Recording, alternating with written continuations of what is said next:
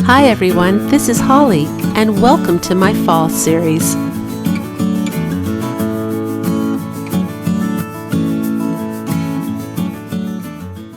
And if you haven't yet subscribed to my channel, I'd love it if you click that button. DIY number 1. Found this super cute little sign at the Dollar Tree, and like with everything on my tiered tray, I need the back to be decorated. So I'm going to decorate this one for fall. And first I'm going to remove this sticker. I found that great little razor thing at the Dollar Tree. That is fantastic for removing stickers, super cheap. And I'm going to give it a light sand so it's not sticky. It's been a while since old Mr. Thomas has said hello. That was a meow there saying hi to everybody. So I'm just giving this one coat of my Holly Humble chalk paint. If you'd like to know how to make that, the one that I'm using, I do have a video on it in my description box. It's not plaster of Paris and it's not baking soda. And if you can find the ingredients, it's one of the best chalk paints I've ever used and super cheap. So I love the twine on the top of this. As you can see, I'm very carefully avoiding painting it because I think that's perfect for fall. And this is a really easy DIY. It's family friendly. You can even get your children involved with this one. And I'm just using the Dollar Tree maple leaf here, giving it a light coat of the chalk paint. Now I am going to use a water-based stain here in a minute. My favorite stain that's coming up also below in my description box. But if I use it straight on the wood, it will go too dark. I discovered when I made my little mini cutting board in the Farmhouse Cutie series that I absolutely love this stain on paint. Look at it. It gets streaky and looks like wood grain, and it gives it a beautiful dark walnut color. So I love that look. I'm just gluing it down with a little bit of hot glue, and I'm using a little bit of leftover Dollar Tree hula skirt to tie a little bow to cover that hole. You can use raffia. If you don't have anything to tie there, or you just want to leave it really plain, which is fine, you're going to need a little spackling or joint compound to fill that hole in, but here it is. Absolutely beautiful. Simple, clean lines, high end, and very, very classy looking.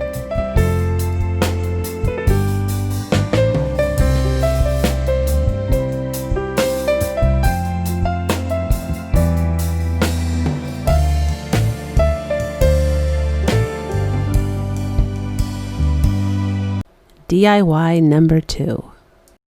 So you're going to need a Dollar Tree pizza pan or any flat pan that you want to use. It can be plastic or metal. But I've been seeing the pizza pan art going around for like a year and a half, maybe even 2 years now. And I just wanted to try this. I thought it would be really, really pretty for a front door piece. Originally, I had the idea that I was going to make this a chalkboard. So I am painting it with a latex paint by Behr, B-E-H-R.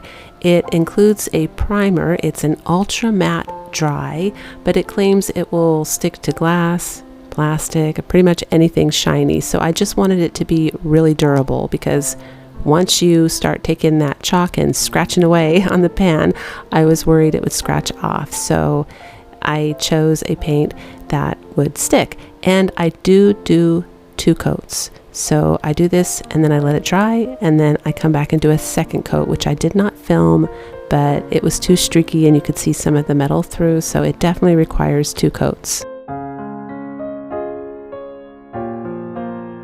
Here's some real acorn heads and an Easter egg from the Dollar Tree that I found during the, last spring, this last spring. And I got so excited, you guys, because I realized 3 of my acorn heads fit those little eggs just perfect. So I paint them in antique parchment by Apple Barrel, and then I just kind of scribble on, you can see me doing it right here, the territorial beige, just to make it look kind of rustic and more like an acorn. And then I glue the top on, and look at how adorable that is. This is kind of a DIY number 5, but I just threw it in there because I'm going to use these 3 little acorns to decorate my pizza pan. But you guys could do that as a whole separate DIY and just fill a little glass jar with those. They're so cute if you live near a tree that gives off acorns. Or you could just design your own little top for those eggs. But here I made a sign, Autumn is Calling, and the free printable is below in my description box. You can click on that link and it will take you to the printable that you can print up. And I traced the back of it with regular old chalk, no big deal, and I stayed on the letters. So you get a really clean transfer when you stay on the letters and you don't just scribble all over the back of it. I've seen people do that and it's really dusty, you guys, so I recommend that you try to stay on the letters and you save chalk. And I'm using my favorite chalk pen, also below in my description box, just to trace it here. So I step back and look at this and I decide it's looking a little too Halloween, and that's not the look I'm going for. So I tried dry brushing on a little bit of white paint to see if I can make it look like a wood frame, but I'm not really happy with it. So I go ahead and I paint the entire edge with white apple barrel acrylic paint.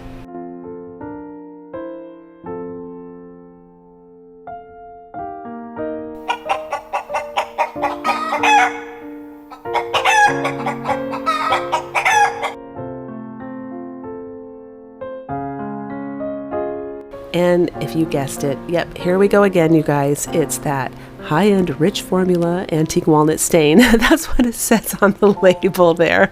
I sounded like a commercial, but I love this stuff.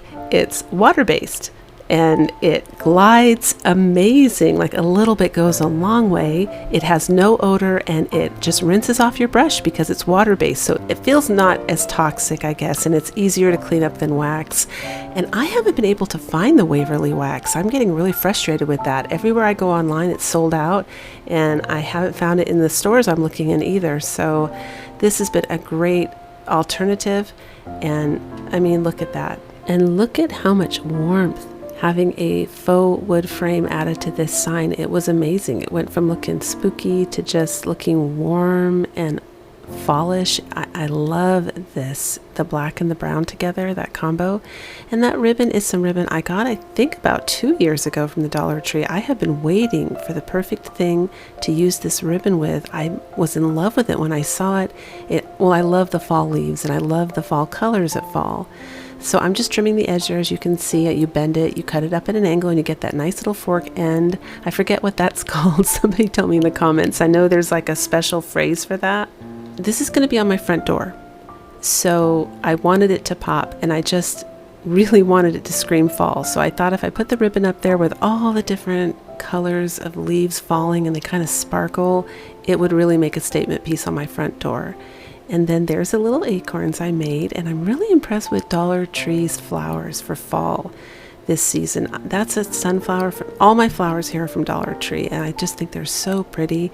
And I'm not very good with flowers. I don't know what those orange ones are. They look like big mums. I call them giant mums. But if somebody knows, please shout it out in the comment section for me.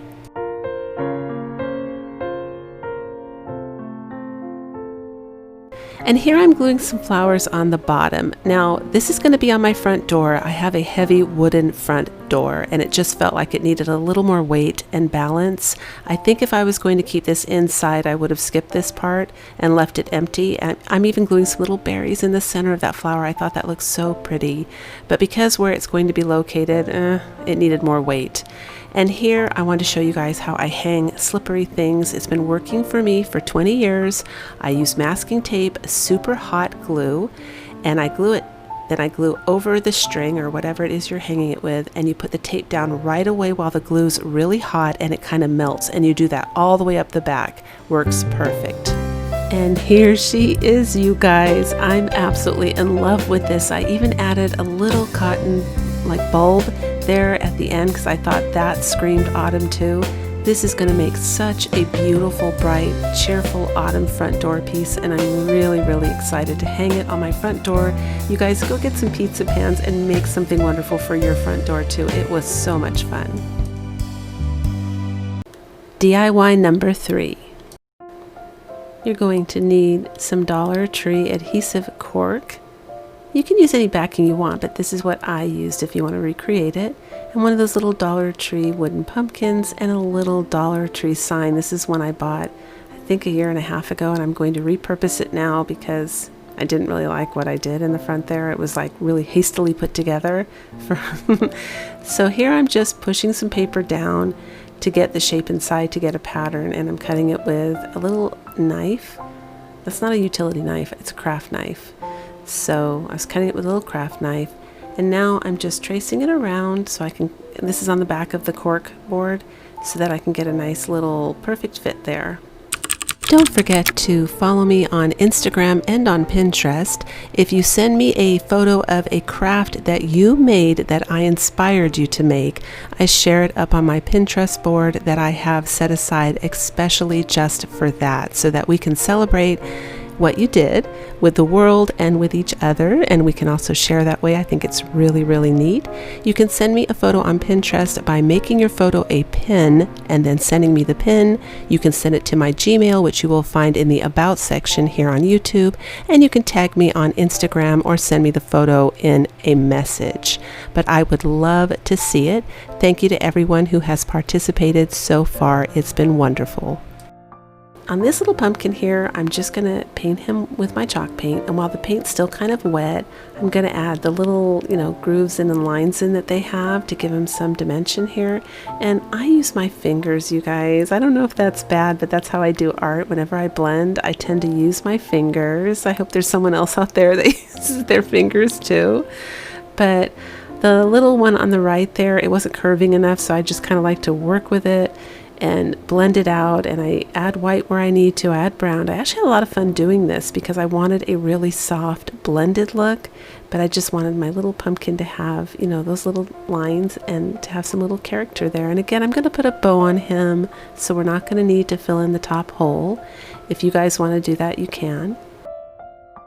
The one thing that I really love about this cork sheet is that it's self-adhesive, you guys. It makes it so easy to work with, and hot glue works amazing on it. It really takes, like this little pumpkin stuck on there. I thought I was going to take him off. I changed my mind for a minute there, and when I tried to tear him off, he was not going to budge. So hot glue is definitely enough. And that little straw bow there is just the hula skirt from the Dollar Tree. Same thing with the maple leaf. When I tied a bow, it was the hula skirt. And I just want to give him a little accent and a little bit of character there. But this and the maple leaf are all part of the 3-tiered tray decor that I said I would add in my videos whenever I think of it. They're all part of my fall season decor for my tiered trays. And I think this came up so cute.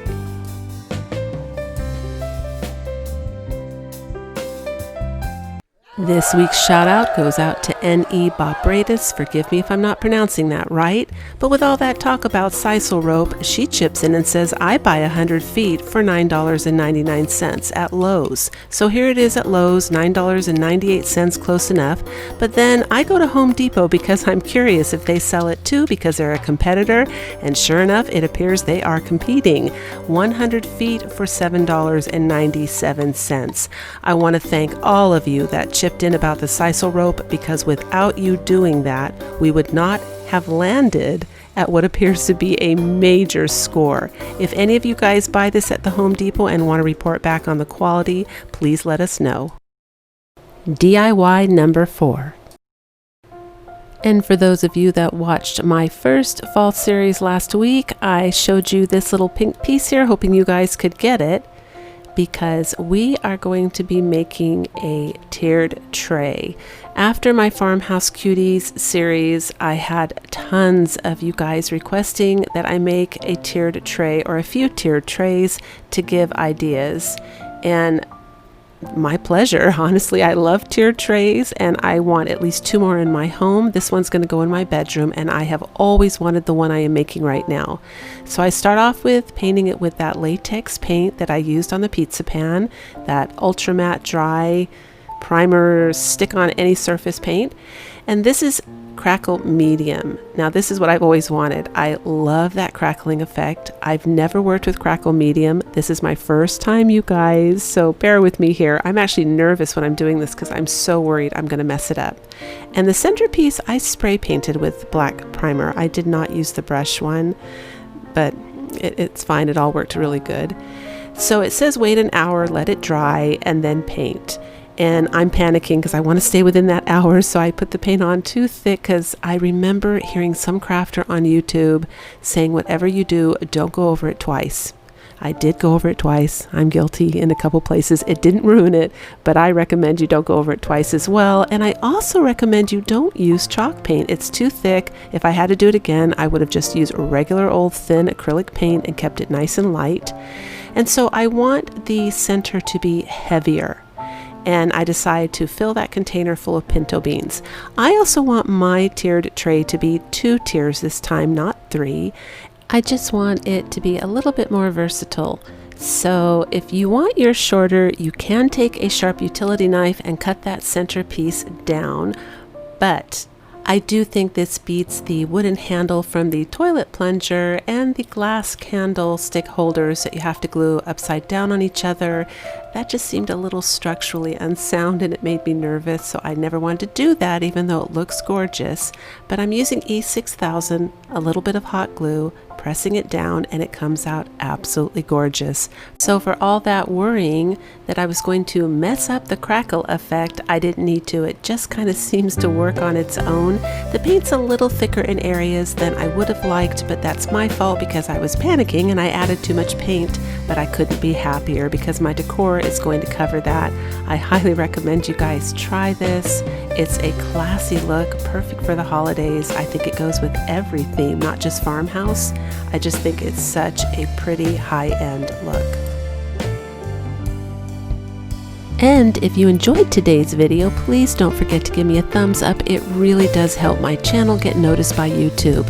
And of course, until the next video, breathe deep, fret not, and do things that make you happy.